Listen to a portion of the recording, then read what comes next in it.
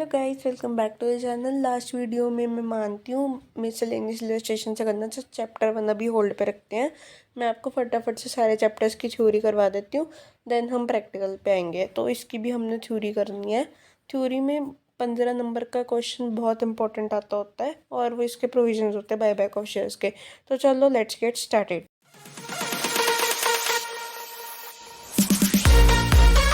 Okay, तो buyback of shares जो है पहले यूएसए में पॉपुलर था टिल अक्टूबर 1998। ये जो है इंडिया में नोन नहीं थी।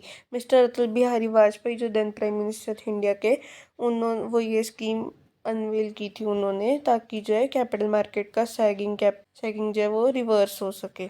तो क्या हुआ, विद इन अ वीक इस अनाउंसमेंट के फॉलो होते हुए प्राइम मिनिस्टर ने, गवर्नमेंट ऑफ इंडिया ने एक ऑर्डिनेंस इशू किया फॉर बायबैक ऑफ शेयर्स, जिससे कंपनीज अमेंडमेंट एक्ट 1956 आया था। अब प्रायर टू द अमेंडमेंट क्या हुआ, बायबैक ऑफ शेयर्स जो थे वो प्रोहिबिट हो गए थे। अब बायबैक ऑफ शेयर्स का मतलब क्या होता है, जब कंपनी को अपना खुद का स्टॉक बाय करना पड़ता है शेयर होल्डर से, उसे हम बायबैक ऑफ शेयर्स कहते हैं। अब बायबैक क्या है, एक तरीका है जिससे तुम शेयर कैपिटल कैंसिल करते हो। इट लीड्स टू, इससे क्या होता है, इसका रिजल्ट क्या होता है, शेयर कैपिटल जो है रिड्यूस हो जाती है as oppose to issue of shares, क्योंकि इशू ऑफ शेयर्स से शेयर कैपिटल इंक्रीज होती है, लेकिन बायबैक से रिडक्शन होती है शेयर कैपिटल में। अब इसके ऑब्जेक्टिव्स क्या है, ईपीएस इंक्रीज करना। ईपीएस का फॉर्मूला तुम्हें पता है ना, earning per share is equal to profit after tax divided by number of equity shares. ठीक है, तो इससे ईपीएस इंक्रीज हो जाता है। हम एज्यूम करके चलते हैं कि कंपनी की अर्निंग्स में कोई रिडक्शन नहीं है।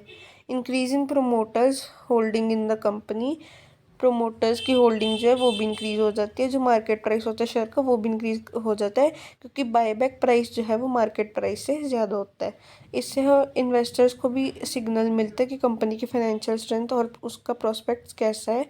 इससे कंपनी को हेल्प होती है कि वो अपना सरप्लस कैश जो है इन्वेस्टर्स के अमंग डिस्ट्रीब्यूट कर सके। कैपिटल स्ट्रक्चर जो है वो भी ऑल्टर्ड रहता है। ओके, तो अपना बायबैक बेनिफिशियल बनाने के लिए कंपनी को क्या करना चाहिए, अंडरटेक करना चाहिए buyback after meeting the following criteria.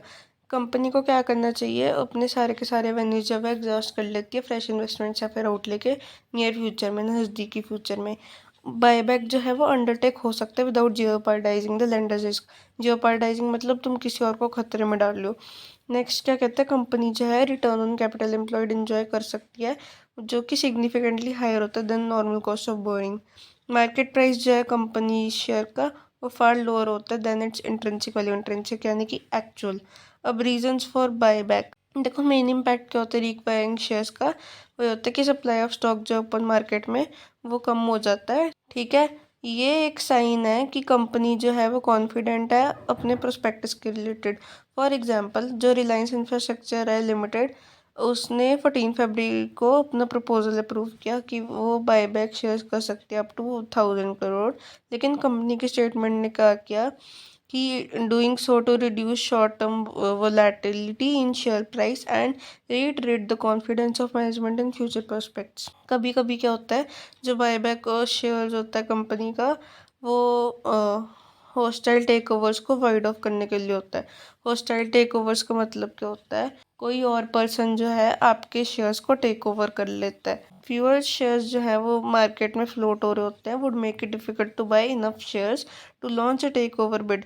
Companies क्या कर सकती हैं, बायबैक भी करती हैं शेयर्स को अगर उनके पास सरप्लस कैश है, जो कि ज़रूरत नहीं पड़ती उनकी फॉर बिजनेस, और उनको अपने शेयर होल्डर्स को रिवॉर्ड भी देना पड़ता है।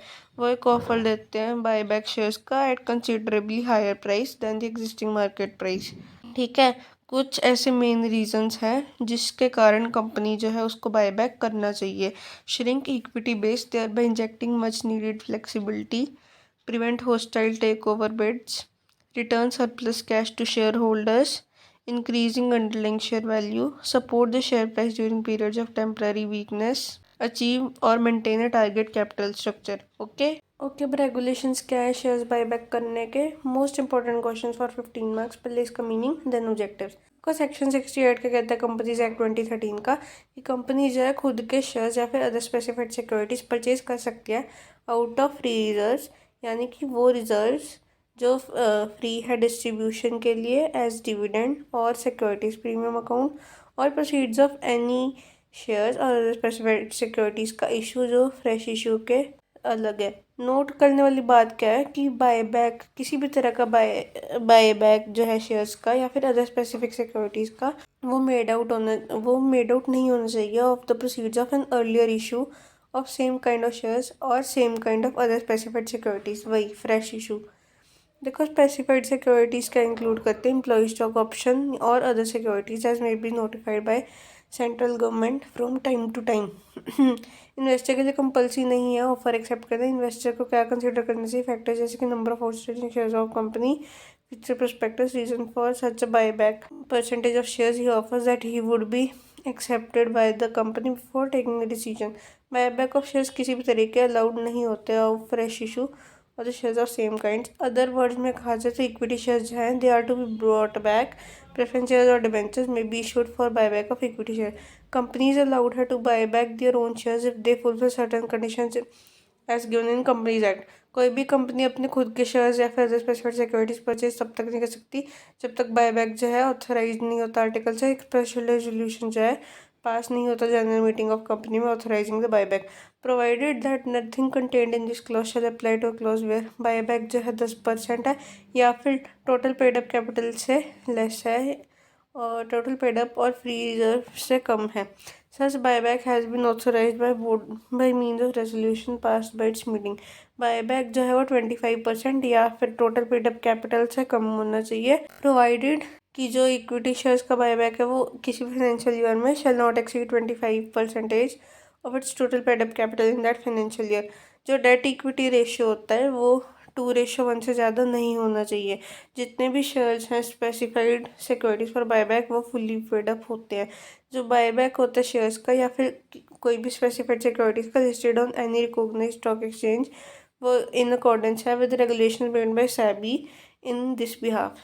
Buyback in respect of shares and or other specified securities other than those specified in clause of accordance with these guidelines as may be prescribed। जो बायबैक है वो फ्री रिजर्व से बाहर निकल के आता है विच इंक्लूड सिक्योरिटीज प्रीमियम और outer proceeds of fresh issue of any shares और द स्पेसिफाइड सिक्योरिटीज। जो बायबैक है 12 महीने के अंदर अंदर कंप्लीट हो जाता है पासिंग ऑफ स्पेशल रेजोल्यूशन और resolution pass by the board.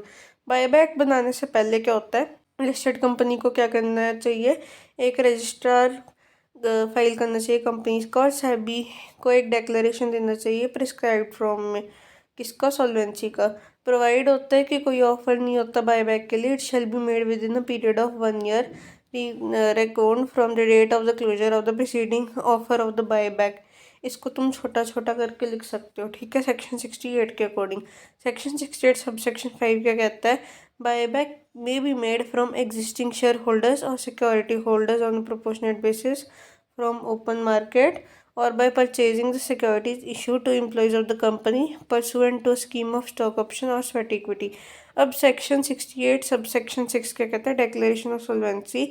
जहाँ पे कंपनी ने पास किया एक special resolution to buy back its own shares और other securities, it shall before making such buyback file with the registrar and SEBI declaration of solvency in the form declaration of solvency in the form and may be prescribed and verified by affidavit to the fact that the board has made a full inquiry into the affairs of the company as a result of which they have formed an opinion it is capable of meeting its liability। यानी वो अपनी liabilities meet करने के लिए capable है और rendered नहीं होंगे insolvent within a period of 1 year, with in period of 1 year, या फिर डेट ऑफ डिक्लेरेशन जो भी बोर्ड ने अडॉप्ट किया है और एटलीस्ट 2 डायरेक्टर्स जो है वो साइन होने चाहिए, जिसके लिए एक जो है मैनेजिंग डायरेक्टर है या फिर कोई और भी। सेक्शन 68 सब सेक्शन 6 कहता है prohibition of further issue of same kind of shares है। सेक्शन 68 सब सेक्शन 6 है कि डिक्लेरेशन ऑफ सॉल्वेंसी है it shall be filed with SEBI by a company whose shares are not listed on any recognized stock exchange. अब section 68 sub section क्या कहता है, sub section 7 क्या कहता है कि कंपनी जो है बायबैक कर सकते खुद की securities, it has to extinguish and physically destroy the security so bought back within 7 days of the last date of completion of buyback। section 68 subsection 6 क्या कहता है prohibition on further issue of same kind of shares। अब देखो company जहाँ पे complete कर लेती है अपना बायबैक वो फर्दर इशू ऑफ शेयर्स नहीं बना सकती within period of 6 months, except by way of bonus issue or discharge of substituting obligations such as conversion of warrant, stock option schemes, sweat equity और conversion of preference shares or debentures into equity shares.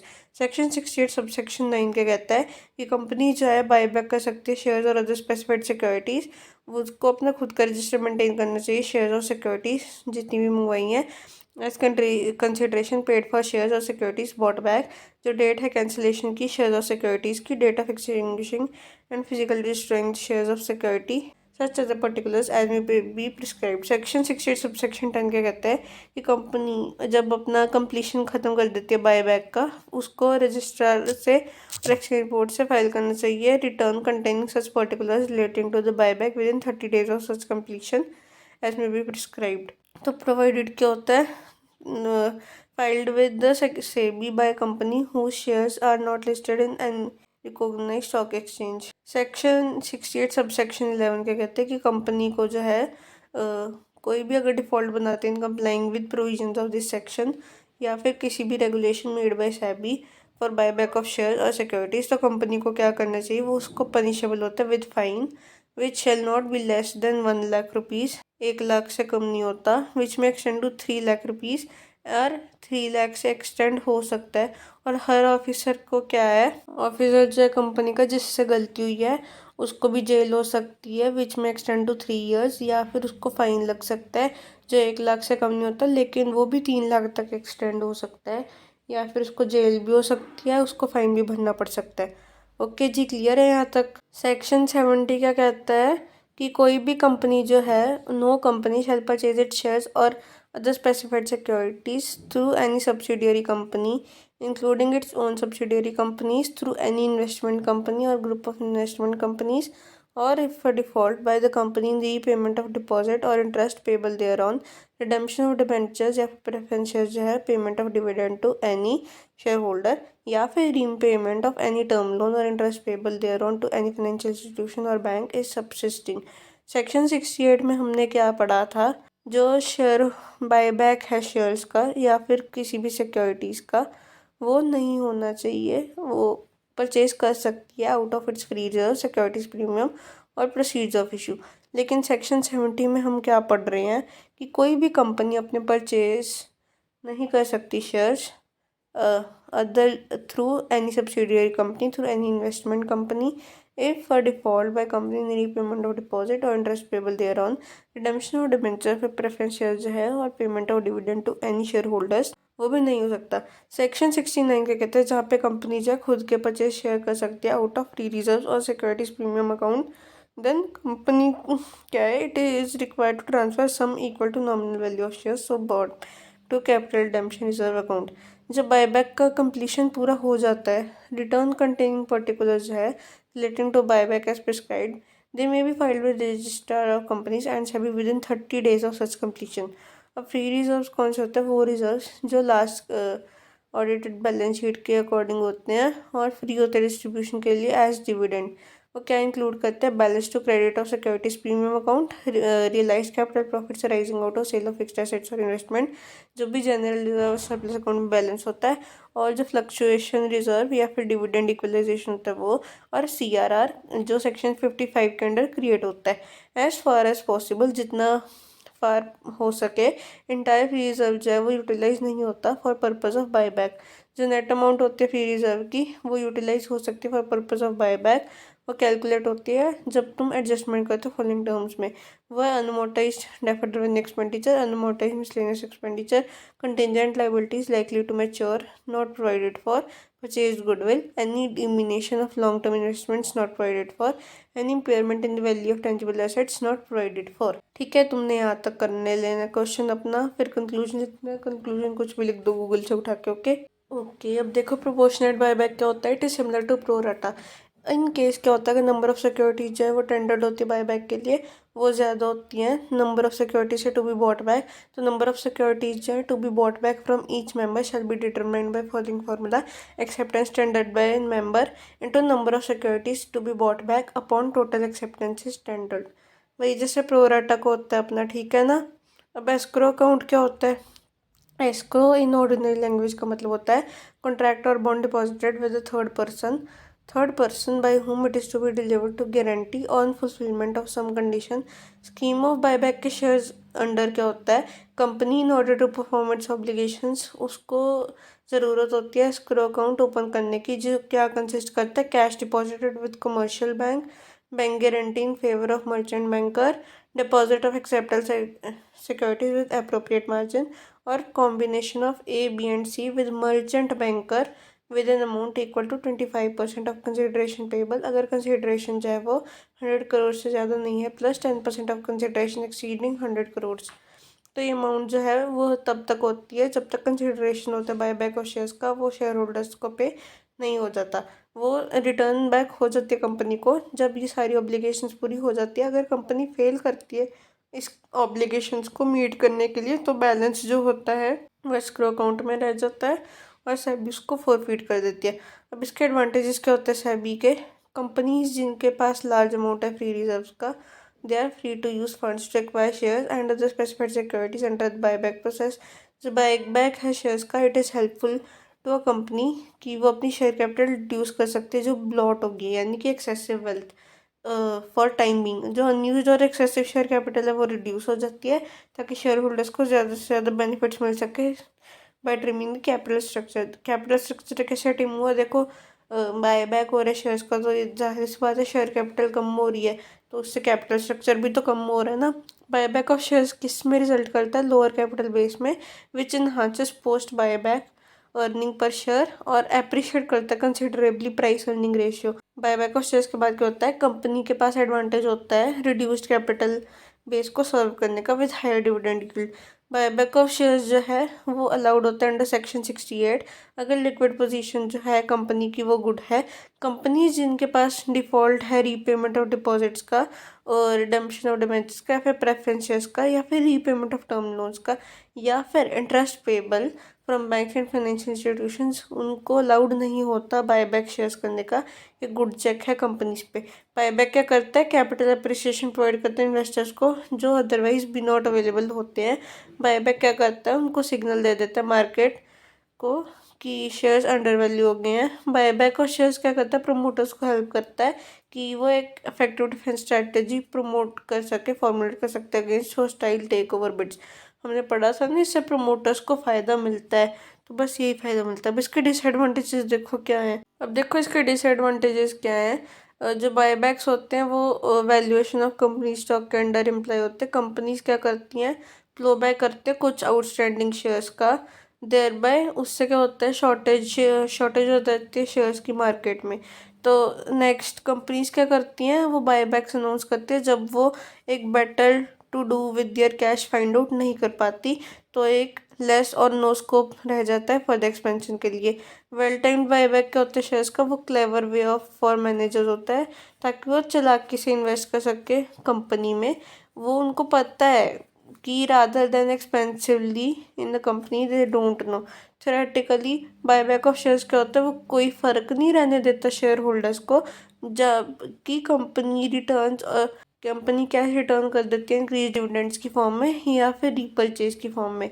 However जो buyback से उनका impact होता है on underlying forces, जहाँ पे investor का behaviour based होता है। एग्जाम्पल, कंपनी ने क्या किया, अपने डिविडेंड्स इंक्रीज कर दिए, उसको ये राइज करते रहना पड़ेगा फ्यूचर में ताकि वो क्या कर सकता है, स्टॉक होल्डर्स की एक्सपेक्टेशंस के साथ रह सकता है।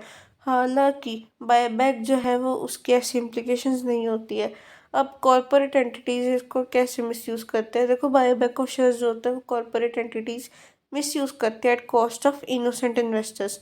क्यों, क्योंकि देखो एक एम्पल अपॉर्चुनिटी मिलती है इनसाइड ट्रेडिंग के लिए। प्रमोटर्स बायबैक से पहले क्या करते हैं, वो अर्निंग्स को अंडरस्टेट कर देते हैं by manipulating accounting policies in respect of depreciation, valuation of inventories etcetera. और क्या होता है, बाकी फेवरेबल अनफेवरेबल फैक्टर्स को जो हाईलाइट कर देते हैं जिससे अर्निंग्स पे असर पड़ता है। अब इससे क्या होता है, फॉल हो जाता है कोटेड प्राइस ऑफ शेयर्स और प्रमोटर्स में which would buy them at low quotations. तो इस तरीके से क्या होता है, इनसाइडर्स जब वो एक्स्ट्रा मनी बना लेते हैं जब भी कंपनी बायबैक कर सकती है शेयर का एट लो प्राइस। बायबैक जो होता है इट में lead to artificial manipulation of stock prices. जो पोजीशन होती है माइनॉरिटी शेयर होल्डर की वो कमज़ोर हो जाती है, क्योंकि बायबैक जो है it enables management to increase their control over the company. Okay जी। अब देखो इसकी अकाउंटिंग एंट्रीज क्या है। जब इन्वेस्टमेंट्स जो सोल्ड हो जाती है बायबैक के लिए तो क्या एंट्री होती है, बैंक डेबिट, सरप्लस डेबिट अगर लॉस हुआ है तो। लेकिन अगर तुम्हें प्रॉफिट हुआ है ऑन सेल ऑफ इन्वेस्टमेंट्स तो सरप्लस होता है। अगर नॉन ट्रेड इन्वेस्टमेंट है तो कैपिटल रिजर्व। लेकिन अगर कोई भी इन्वेस्टमेंट है चाहे ट्रेडिंग है चाहे नॉन ट्रेडिंग है तो सरप्लस आपका डेबिट होता है अगर लॉस है। अगर प्रॉफिट है नॉन ट्रेडिंग इन्वेस्टमेंट के लिए कैपिटल रिजर्व क्रेडिट होता है। अगर ट्रेडिंग इन्वेस्टमेंट है तो सरप्लस अकाउंट आपका क्रेडिट होता है। ठीक है, तो बैंक डेबिट टू इन्वेस्टमेंट। जब डिबेंचर्स इशू होते हैं या excluding shares of kind to be bought back for buyback purpose, तो bank account debit to debentures और other specified security to securities premium अगर एसपीआर पे इशू हो रहा है तो।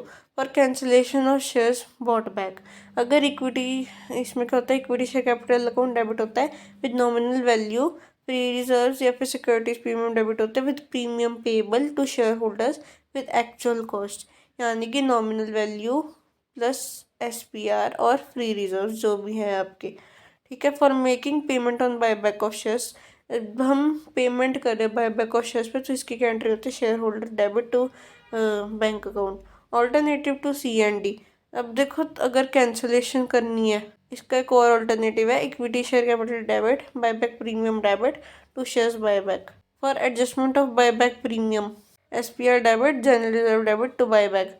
For making payment of buyback of shares buyback account debit to bank account, इसमें पार और फेस वैल्यू आती है। अब देखो अगर नॉमिनल वैल्यू ऑफ शेयर्स जो है वो ट्रांसफर हो रही है bought back out of free reserves, तो उससे क्या होता है, फ्री रिजर्व अकाउंट आपका डेबिट होता है टू CRR। अगर एक्सपेंसेस इनकर होते हैं बायबैक ऑफ शेयर्स में तो buyback expenses debit to bank account. अगर ट्रांसफर होता है expenses of buyback of shares का तो surplus debit to buyback expenses.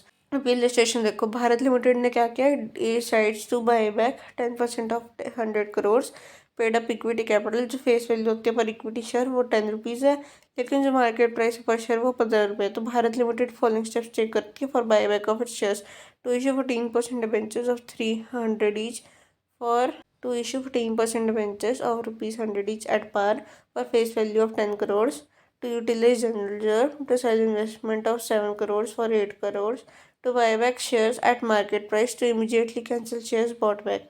तो हमने जनरलाइज करना है वो ट्रांजेक्शन्स को। देखो पहले तो बैंक डेबिट टू 14% तुमने इशू किए थे, इसमें 5 चीज़ें हैं।